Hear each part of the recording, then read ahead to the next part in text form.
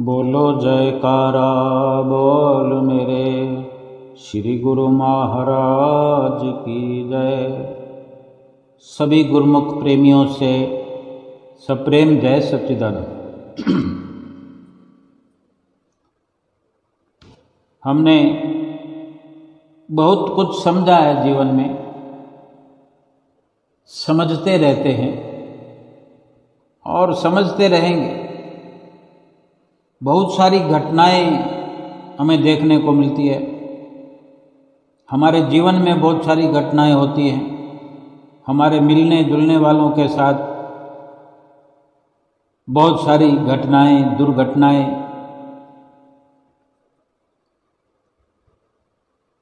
अपने किसी प्रियजन की मृत्यु हो जाना, अपने रिलेटिव की, अपने नज़दीकी की, नज़दीक से नज़दीक रहने वाले की मृत्यु हो जाना, ये भी एक घटना ही है। लेकिन ऐसी घटना जिससे अगर हमारा कोई नज़दीकी है, बहुत नज़दीकी है, अगर उसके साथ एक नॉर्मल मृत्यु भी उसकी हो जाती है, पूरा घर प्रभावित हो जाता है। और फिर इस प्रकार से जो भी मिलने वाले, किसी का संदेश आता है या कोई मिलने आते हैं, जो भी बातचीत करते हैं, सभी एक प्रकार की बात कहते हैं कि भगवान दिवंगत आत्मा को शांति प्रदान करे। ये कोई नहीं कहता कि भगवान उसे सुख दे, भगवान उसे आनंद दे। ऐसा इसलिए भी हो सकता है क्योंकि इस समय पर जाने वाली जो आत्मा है उसको शांति की ही सबसे अधिक आवश्यकता होती है, ऐसा माना जाता है। हम भी मान लें कि आत्मा को उस वक़्त केवल शांति की ज़रूरत होती है, लेकिन अगर और थोड़ा गहराई से विचार करें कि जब आत्मा अभी इस शरीर में स्थित है तो क्या अभी उसे शांति की ज़रूरत नहीं है? अगर अभी उसे शांति मिल जाए तो उस वक़्त कोई क्यों फरियाद करे किसी की आत्मा के लिए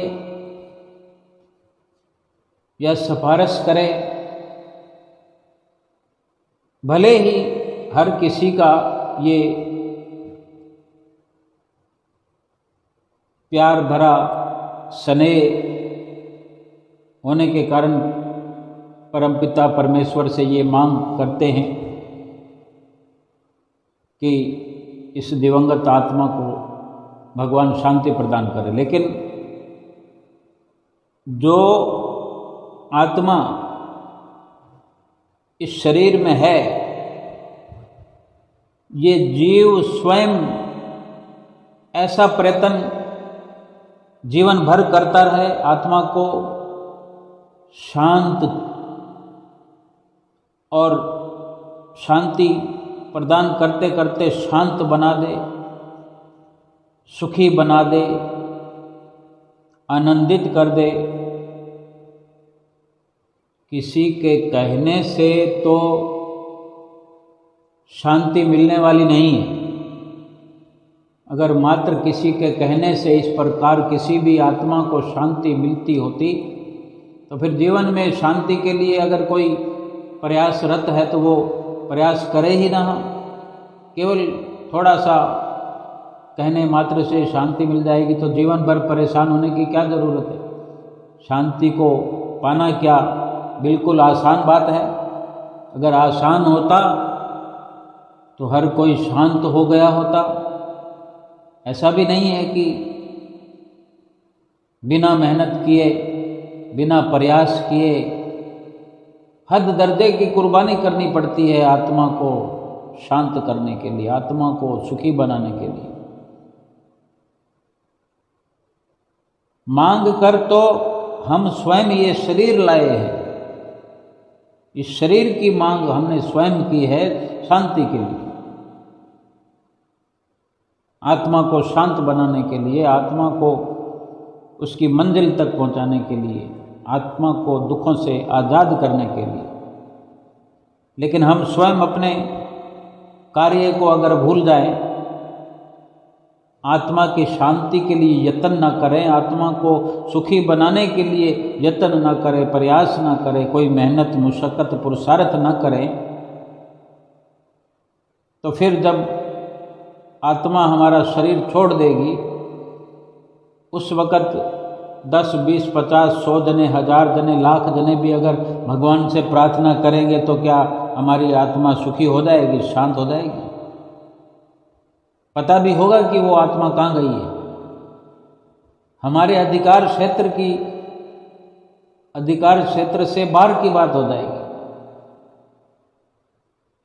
लेकिन आज ये कार्य शांति वाला, सुख वाला, आनंद वाला, ये कार्य हमारे अधिकार क्षेत्र में है। हर जीव अपनी आत्मा को शांति प्रदान कर सकता है, शांति प्राप्त होने वाला कार्य करके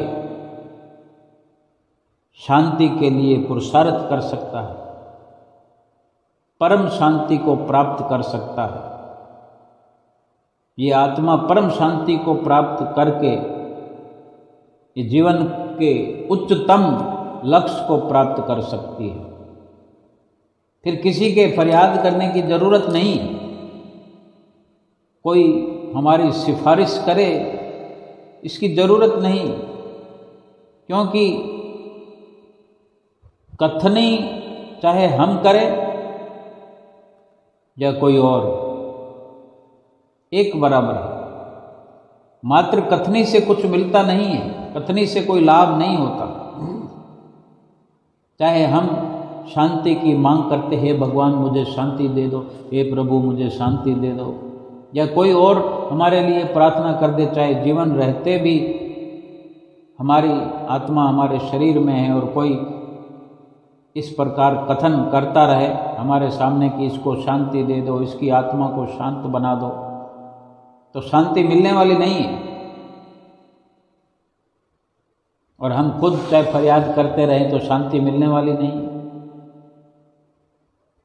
रोटी रोटी करने से रोटी मिलती नहीं, रोटी मिल जाए तो खाए बिना भूख मिटती नहीं। ये शांति भी ऐसे ही है, लेकिन ये चलन है, हम एक प्रकार की ये चर्चा करते हैं, ये संसारिक चलन है। किसी के लिए अच्छी वाणी बोलना, अच्छा प्रयास करना, भगवान से प्रार्थना करना, ये जितने लम्हे, जितनी घड़ियाँ इस प्रकार का वातावरण बनता है, कम से कम हमारे अंतःकरण में कुछ तब्दीली, कुछ बदलाव आता है, ये अच्छा है। लेकिन जो अच्छा होना चाहिए वो कुछ और है, जो लाभ होना चाहिए वो कुछ और है। वो यही है कि हम स्वयं जब कथनी के मार्ग से चलकर करनी वाले मार्ग तक पहुंच जाएंगे, शांति वाले मार्ग पर चल करके शांति को प्राप्त कर लेंगे, फिर ये सब कुछ सकारात्मक हो जाएगा।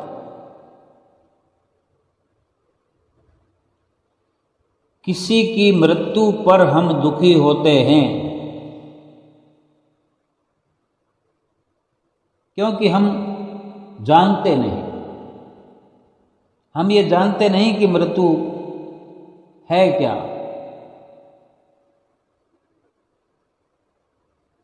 मृत्यु समझ सकते हैं कि एक नवीनीकरण कह सकते हैं, नवीनता, नवीनीकरण। जैसे किसी मकान को तोड़कर नया बनाया जाए, अगर किसी के मन में आ जाए कि मकान को तोड़कर बनाना है, भले ही कोई परेशानी ना हो, तोड़ने जैसा ना हो, लेकिन मनोरथ है किसी का कि मुझे तोड़कर दोबारा नवीनीकरण करना है, ये काफ़ी साल हो गए, 10, 15, 20 साल हो गए। अब किसी के पास तो मकान की मरम्मत करने के लिए भी सुविधा नहीं है, वो तो नवीनीकरण नहीं कर सकता। लेकिन जिसके पास सुविधा है तो वो पैसा लगा कर के अपने मकान को तुड़वाता है, नवीनीकरण कर रहा है, उसको खुशी होती है। अगर वो तोड़कर बना रहा है तो उसको खुशी हो रही है, किसी और को भी तकलीफ नहीं होती। लेकिन उसी मकान को बुलडोजर तोड़ने के लिए आ जाए, किसी कारणवश सरकारी बंदे तोड़ने के लिए आ जाएं,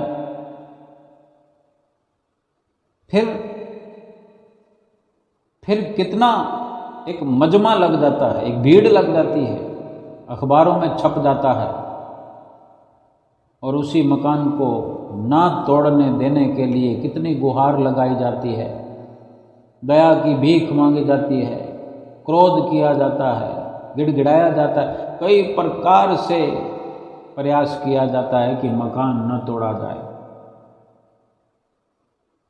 लेकिन जिसके भीतर ये विचार आ जाए कि नवीनीकरण करना है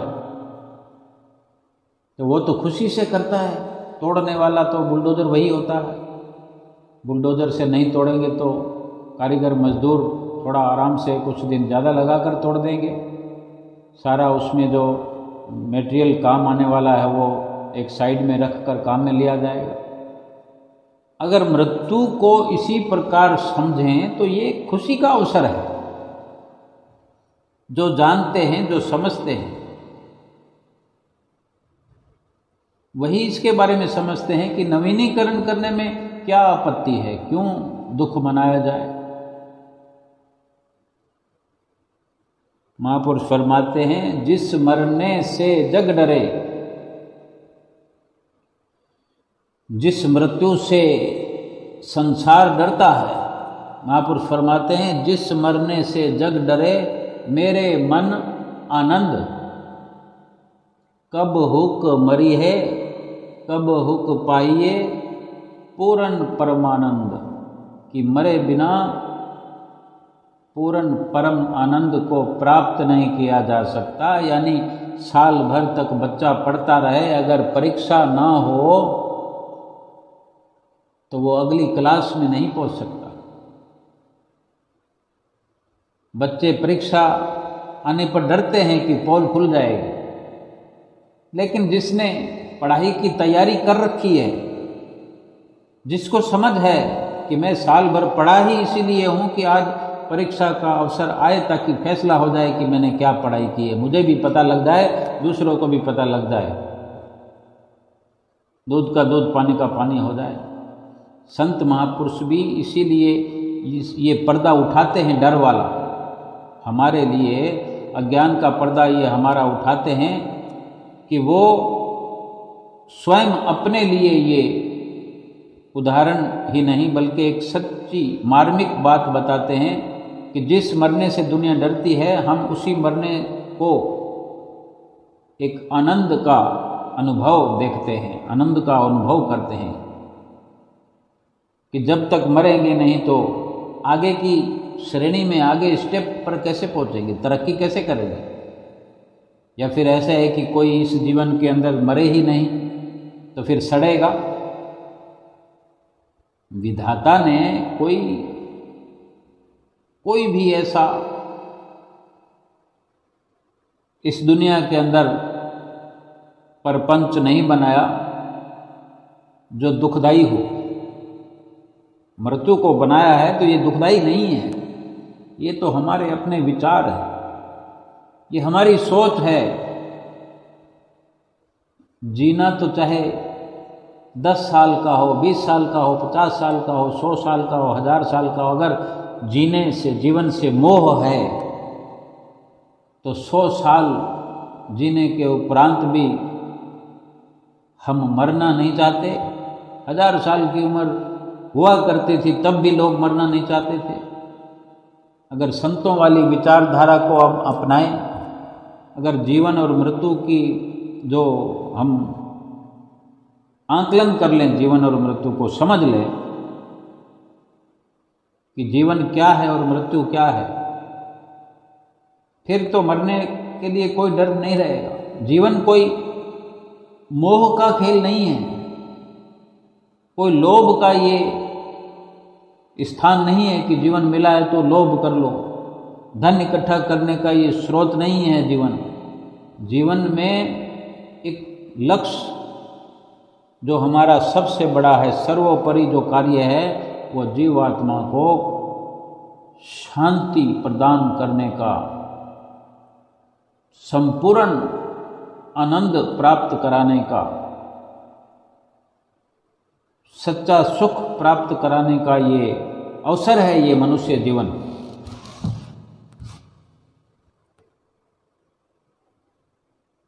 जीवन ये मिल गया, जीवन का लक्ष्य यही है, जीवन का महत्व यही है। अपने कार्य में लगे। ये जीवन यूं समझ सकते हैं कि ये 1 साल की क्लास है। ये पूरा जीवन एक क्लास है और पूरा जीवन, चाहे हर किसी का जीवन, चाहे वो 20 साल का हो, 50 साल का हो, 100 साल का हो, लेकिन इसकी निश्चिंतता यही है कि अभी का अभी पर्चा लिखने के लिए तैयार हो जाएं हम, पेपर करने के लिए, प्रश्नों का हल करने के लिए अभी का अभी हम तैयार रहें। जैसे कोई फौज में फौजी होते हैं, हर वक्त बैग उनका टंगा हुआ होता है, उठाकर कंधे पर टांग लेते हैं और चल पड़ते हैं जब भी संदेश आए। उनके लिए कोई छुट्टी नहीं है, वो छुट्टी लेते हैं लेकिन ऐलान आने पर छुट्टी उसी वक्त रद्द की जाती है। यानी वो भरोसा केवल और केवल अपने उस ड्यूटी का करते हैं, वो सत्य है। यानी कभी भी जाना पड़ सकता है, कभी मरना पड़ सकता है। जीवन और मृत्यु की सच्चाई यही है कि जब जिस श्वास तक हमारा जीवन है, हम अपनी भजन भक्ति कर लें, चाहे जितना भी ये जीवन रहा उसी में करना है। इसकी कोई म्याद बताने वाला नहीं है। हम बस तैयार रहें, और तैयार रहने के लिए समय पर्याप्त है, हमारे पास पर्याप्त समय है। कोई कहे कि ऐसे तो कैसे हो सकता है, हो तो रहा है। 50-50, 60-60 साल के हुए बैठे हम, हो तो रहा है। इतना समय मिल गया, इतने समय में भी क्या हमने तैयारी नहीं की? और अब हम मरें तो हमारे मिलने वाले आकर के भगवान से फरियाद करें, हमारी सिफारिश करें कि इस दिवंगत आत्मा को शांति देना। क्या जरूरत है सब्सिडी की? हम खुद सक्षम हैं, हमें पूरा समय मिला है। हमें कोई हमारे घर में राशन देने के लिए आए, क्या हम गवारा करेंगे? क्या हमारी इतनी भी खुददारी नहीं है? क्या जरूरत है हमें? हम भगवान का प्रसाद खा रहे हैं और भगवान का प्रसाद खाते रहेंगे जैसी भी अवस्था में। लेकिन कोई हम पर अनचाही या बिना जरूरत की कोई दया दिखाए, यानी हम किसी ऐसी लाइन में नाम क्यों लिखाएं कि हम सक्षम नहीं हैं? सरकार की तरफ से भी अगर ऐसी सुविधाएं होती हैं तो हमें ये स्वयं को सोचना होता है कि हमने कहाँ कहाँ सब्सिडी लेनी है, कहाँ नहीं लेनी। उनको ले लेने दो जिनके पास परेशानी है, जिनको ज़रूरत है उन्हीं को ले लेने दो, हम लाइन से निकल जाए। हमें ये सोचना है क्या हमारे पास कमी है, हमें ज़रूरत है, क्या हम सक्षम नहीं है? ये हमारी सोच पर निर्भर है। लेकिन जीवन और मृत्यु को समझना है तो सीधी सीधी यही समझाइश हम अपने भीतर बिठा लें कि जीवन जो है वो एक प्रकार से झूठ भी है, जीना झूठ भी है। और सत्य जो है वो मृत्यु है,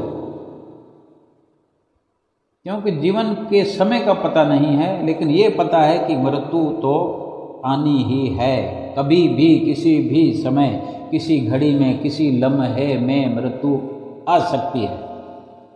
अनजान बनकर ना बैठे, शांति वाला काम अभी का अभी करें, सुख वाला कार्य अभी का अभी करें। हम मोहताज नहीं हैं, भगवान ने हमें मोहताज करके भेजा नहीं है, कितनी दया करके भेजा है, कितना कुछ हमें देकर भेजा है। हमें यहाँ सब्सिडियों की ज़रूरत नहीं है। हम कहाँ दुनिया के अंदर ठगियों में लगे पड़े हैं। आत्मा को शांति नहीं है, फिर क्या प्राप्त करते रहे हैं? इतना समय हो गया, इतनी उम्र हो गई, क्या प्राप्त करते रहे? हमें शांति प्रदान नहीं हुई, यानी हम उस रास्ते पर गए ही नहीं, भगवान का भजन सुमरण किया ही नहीं, तो शांति कहाँ से मिलेगी? हम तो रुपया कमाने में लगे हुए हैं, तो क्या रुपया कमा लिया हमने, रुपया धन कमा लिया, अब और नहीं चाहिए? कोई अपने सीने पर हाथ रखकर कहे कि अब मुझे एक भी रुपया नहीं चाहिए, और बिल्कुल आराम से बैठ जाए, ना रुपयों को आता हुआ देखे, ना जाता हुआ देखे, ना कोई हाल पूछे रुपयों का, ना कोई ढंग पूछे। ठीक से विचार करें कि अब हमें रुपए की जरूरत नहीं है, बिल्कुल, फिर सोचें एक बार। मगर ऐसा जवाब आना मुश्किल ही नहीं, नामुमकिन जैसा लगता है। मरते दम तक ये ख्वाहिश लगी रहती है कि रुपया और आ जाए। क्या करेंगे उससे? शांति प्राप्त करेंगे। कहीं दुकान पर शांति मिलती है जो वो ढेर सारा कमाया हुआ रुपया देकर फिर शांति ले आएंगे?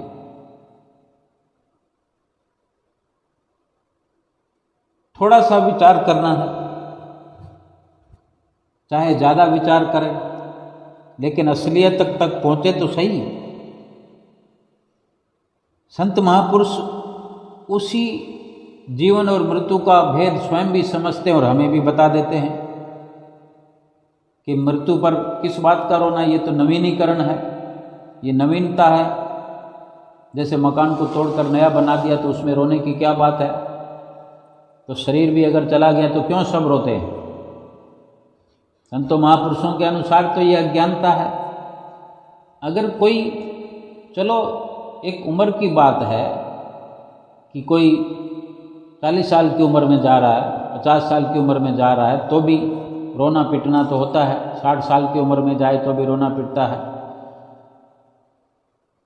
ज़्यादा रोना पिटता होता है, धाड़े मार मार के रोना पिटना होता है, क्योंकि बंदा कमा रहा था, चलता फिरता था।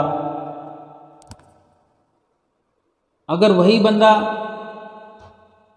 चारपाई पे पड़ा हो, बेड पर पड़ा हो 2 साल से 4 साल से,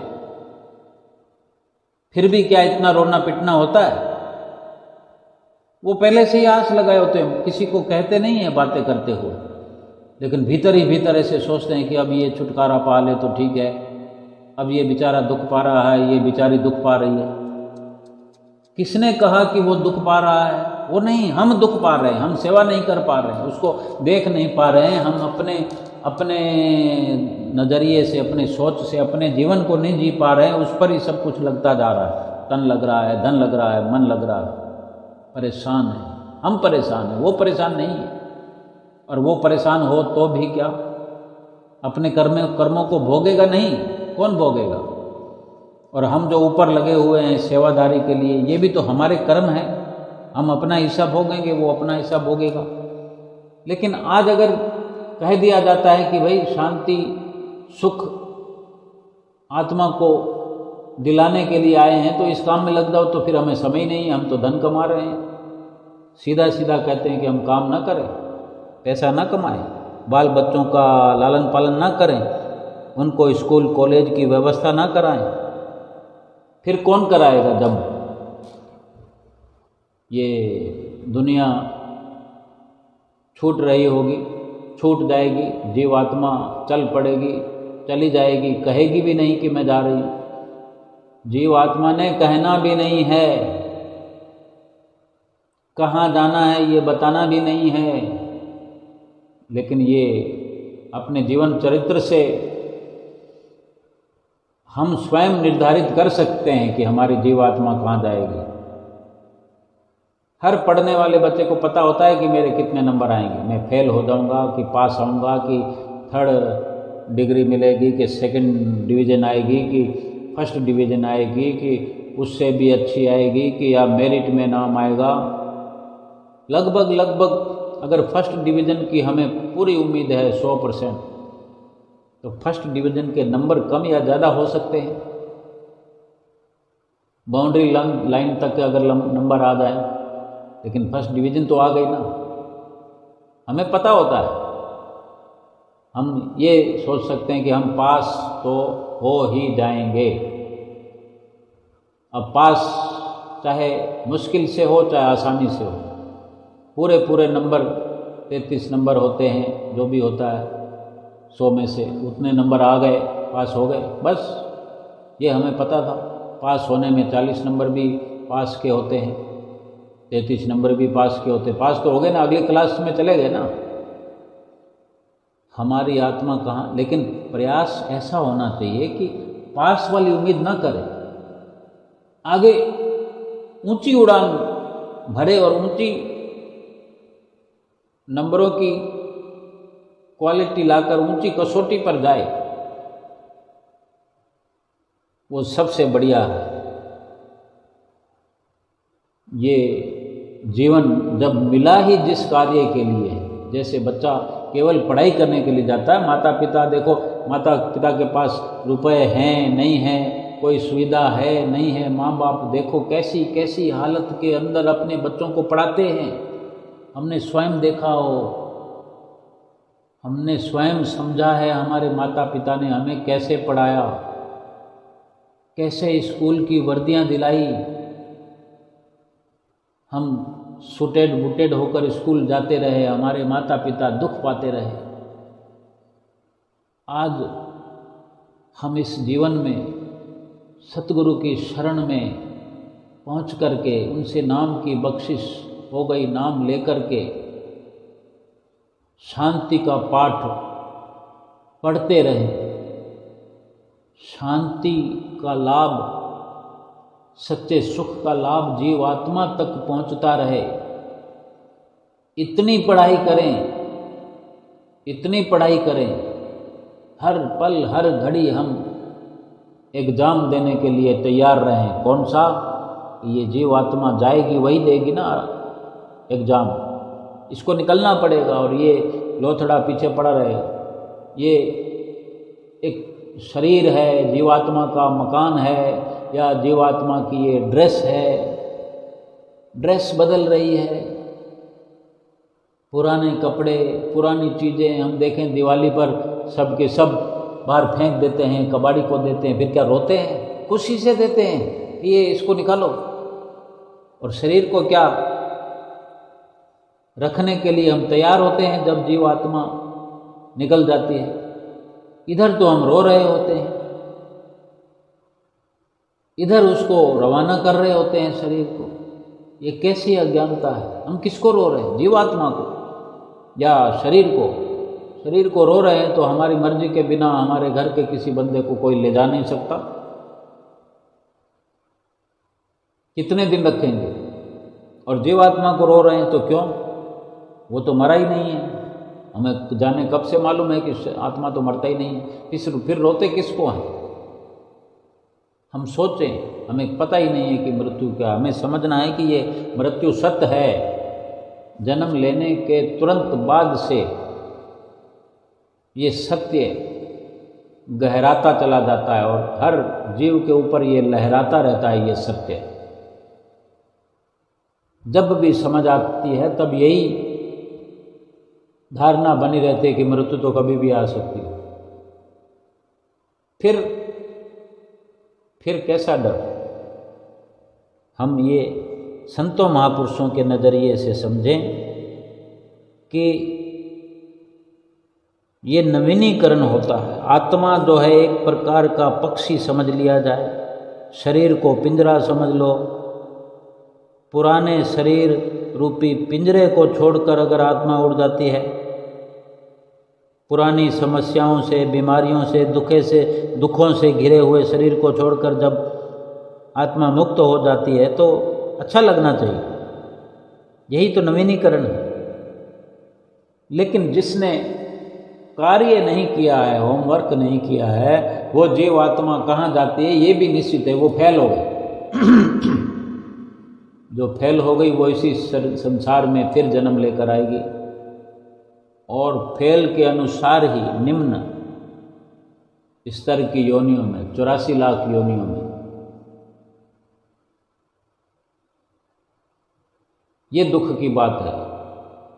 और इस बात को समझते हुए थोड़ी कोई रोता है। इस बात को समझकर तो समय रहते यत्न किया जाता है। वो यत्न हमें आज करना चाहिए।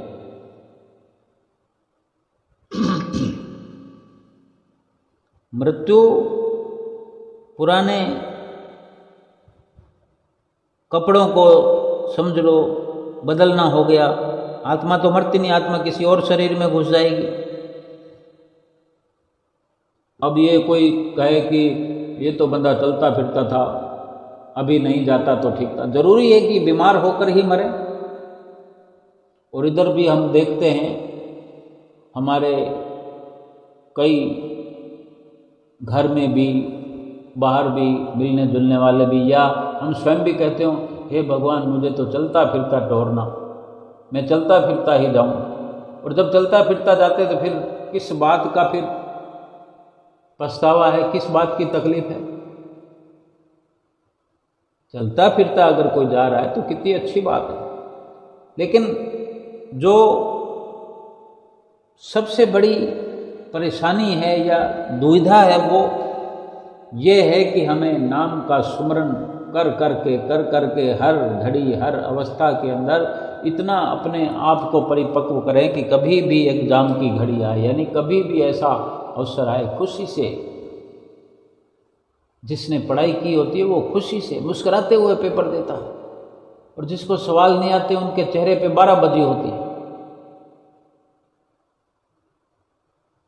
हाँ, इतनी अच्छाइयाँ हमारे भीतर हों कि हम स्वयं तो हंसते हुए जाएं।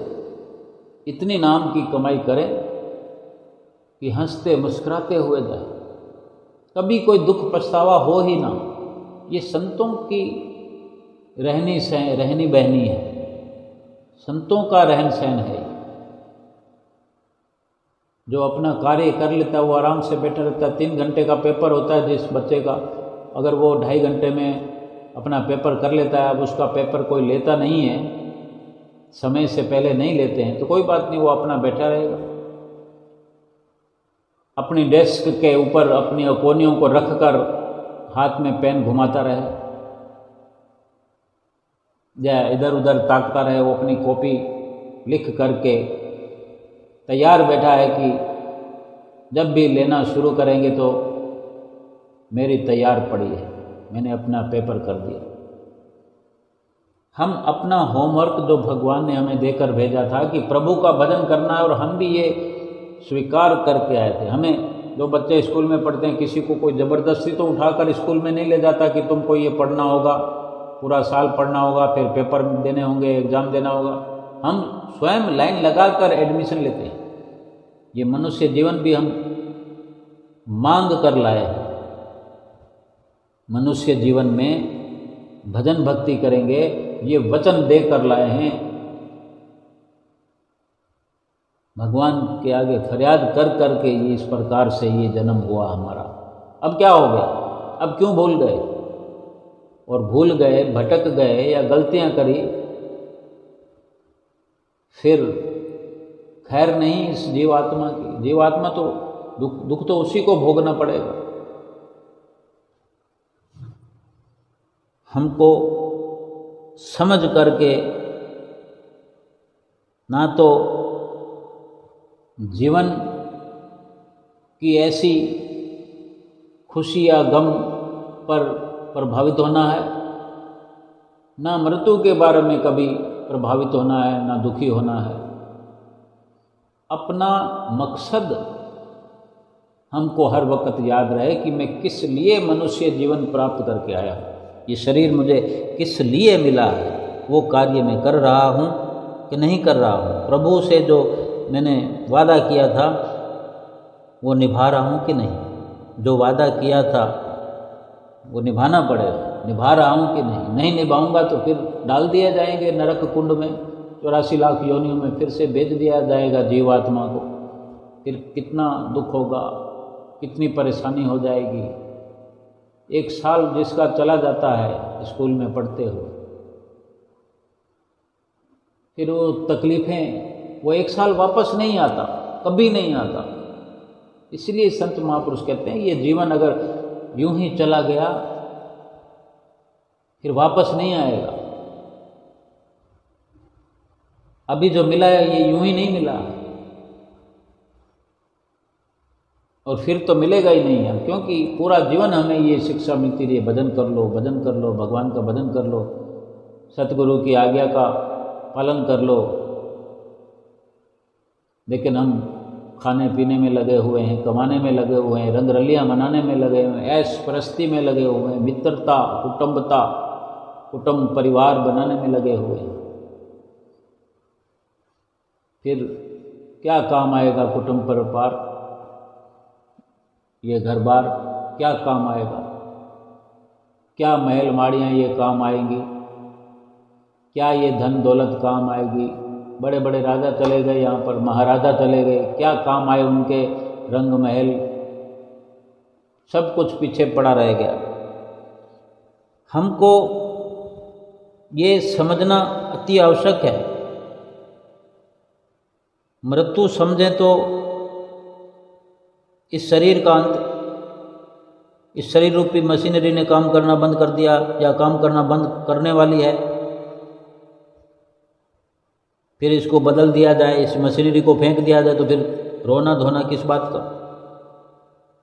और आत्मा जो कभी मरती नहीं, कभी काम करना बंद करती नहीं, क्योंकि वो एक अविनाशी शक्ति है। सबसे बड़ी बात यही है कि आत्मा का क्या होगा।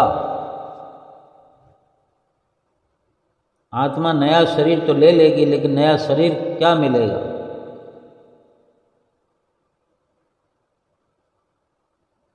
कुछ नया मिले, लेकिन अगर इच्छा से ना मिले, अभी किसी ने कोई सूट लेना हो और सूट नाप हो 36 का और सूट मिल जाए 50 के नाप का, हैंगर पर लटका दिया जाएगा। नया है तो नए को क्या करें, वो पहन नहीं सकता, इससे तो वो पुराना ही पहन लेगा। पुराना है नहीं, नया पसंद नहीं है, तो समय रहते कपड़ा लेकर सिलाया जाता है या समय पर अपने नाप की व्यवस्था की जाती है। तो ये भी जीवात्मा के लिए इच्छा, जो इच्छा भी क्या है कि ज़रूरत है कि कौन सा सूट उसको मिलना चाहिए, कौन सा शरीर मिलना चाहिए। जो शरीर मिलते आ रहे हैं, ये आज ऐसा शरीर मिला हुआ है कि इस शरीर के भीतर रहकर एक छलांग लगानी है। ये जीव रूपी पंछी जो है, ये छलांग लगाने के लिए इस शरीर में आया है, और ये छलांग लगाकर परमपिता परमेश्वर तक पहुंच सकता है। या इसको सीढ़ी कह सकते हैं मनुष्य शरीर को। इस मनुष्य शरीर रूपी सीढ़ी पर कदम बाई कदम, कदम बर कदम चलते हुए जीवात्मा परमात्मा तक पहुंच रहा है, पहुंच गया है, पहुंचने के लिए आया है। अगर इसका इस्तेमाल नहीं किया, सीढ़ी पर चढ़कर उस पार, यानी अंतिम स्टेप पर चढ़ कर के उस पार, जो कि प्रभु परमात्मा बैठे हुए हैं, हमारे इंतजार में बैठे हुए हैं, हमसे मिलने के लिए वो बेताब है। केवल जीवात्मा का कार्य नहीं है, परमात्मा का भी कार्य है। लेकिन जीवात्मा अगर उस तरफ जाने का, इस शरीर को पाकर के, इस सीढ़ी को पाकर के ये जीव अगर इस्तेमाल न करे, सदुपयोग न करे, तो फिर इधर का इधर ही रह जाएगा, फिर इस तरफ गिरा दिया जाएगा। इधर बहुत बड़ी खाई है 84 लाख योनियों की, वहीं गिराया जाएगा। फिर हम खुद ही अपने आप को ऐसा सिला दें तो फिर कौन बचाने वाला है, कौन समझाने वाला है? फिर कौन समझाएगा? फिर क्या होगा समझाने से? फिर कुछ नहीं होता। आज तो बहुत सारा समय पड़ा है। इस पुराने को नए में परिवर्तन कर लें। ये जीवन है, ये मृत्यु है, ये जीवन है, ये मृत्यु है, इसमें फ़र्क क्या है? जीवन को जीते हुए अगर हम मृत्यु वाले कार्य करते रहें, मृत्यु वालों का साथ देते रहें, मृत्यु वालों का साथ लेते रहें, यानी विनाश होने वाला हम सब मसाला तैयार करते हैं। जीवात्मा अविनाशी है और इसके पल्ले में, इसके आगे पीछे जो ढेरियां लग रही है वो विनाश होने वाली है। ये संसार विनाश होने वाला, ये घर बार विनाश होने वाला, ये रुपया विनाश होने वाला, मकान सकान सब कुछ सब विनाश होने वाला है। अविनाशी तो परमात्मा है ना। ये जीवात्मा अविनाशी है और एक परमात्मा है जो अविनाशी है। अविनाशी का अविनाशी से मेल करना है, उसके लिए सतगुरु की शरण हासिल करना जरूरी है इस जीवन में। सतगुरु की शरण मिल गई है तो सतगुरु की शरण मिल जाने पर, सतगुरु से नाम की दीक्षा शिक्षा मिल जाने के बाद, उनके जो नज़दीकी में जाने से जो युक्तियाँ वो सिखाते हैं, जो तरकीब सिखाते हैं, जो इस अवसर में लाभान्वित करने के लिए जो हमें हिदायत करते हैं, सभी कुछ वो सिखाते हैं। और वो सब कुछ सीख करके अविनाशी का अविनाशी से मेल कराते हैं। सब कुछ तो वही करते हैं और वही परमात्मा है। सतगुरु रूप परमात्मा मनुष्य का शरीर हमारे मिलने के लिए, परमात्मा से मिलाने के लिए वो हम जैसा शरीर धारण करके आए हैं कि वो अपनी सुंदर वाणी से हमें सुना सके और हमारी अबोध नादान सी वाणी सुन करके हम पर दया कर सके। कोई पक्षी क्या हमें समझा सकता है? कोई और योनि में कोई हो या परमात्मा परमेश्वर क्या हमने देखा है जो सीधा डायरेक्ट जाकर उससे मिल जाएंगे, एकाकार हो जाएंगे? भगवान को देखा है हमने? नहीं देखा। और जब देखेंगे तभी तो आत्मा का परमात्मा से मेल कराएंगे। सीधा उठा के उसमें पटक देंगे? हर चीज़ के लिए सीखने सिखाने का तरीका तो चाहिए ना। वो कौन सिखाएगा? इसीलिए तो सतगुरु रूप धारण करके आए हैं। वो भगवान ही हैं, भगवान से अलग नहीं है। वो जो भगवान से मिलाए वो भगवान ही है। वो अपनी मर्जी से, बल्कि हमारे लिए वो शरीर धारण करके आए, इस धराधाम पर अवतरित हुए। उनका दुख सुख कुछ नहीं है, उनका केवल यही लक्ष्य है कि हम जो बिछड़ी हुई रूहें हैं, उस अंशी परमात्मा की हम अंश हैं। इस अंश को उस अंशी से मिलाने के लिए उन्होंने एक ये रूप धारा है। हमें खबर ही नहीं है, हम मिलना चाहते ही नहीं हैं, तो फिर उनको कितना दुख होगा। कोई बेटा अगर माता पिता की बात नहीं मानेगा और दुखों वाले कार्य करेगा, खुद भी दुखी होगा, तो माता पिता को दुखी नहीं करेगा। जो बच्चे गलत संगत में पड़ जाते हैं तो उसके पिता को, माता पिता को खुशी होती है, कितना दुख होते हैं। सारी रात नींद नहीं आती उनको, सारी रात बेचैनी में गुजारते हैं, सारा दिन मेहनत मुशक्क़त करके अपने बच्चों को, और भी तो बच्चे होते हैं, लेकिन एक भी बच्चा गलत संगत में पड़ जाए कितना दुख होता है।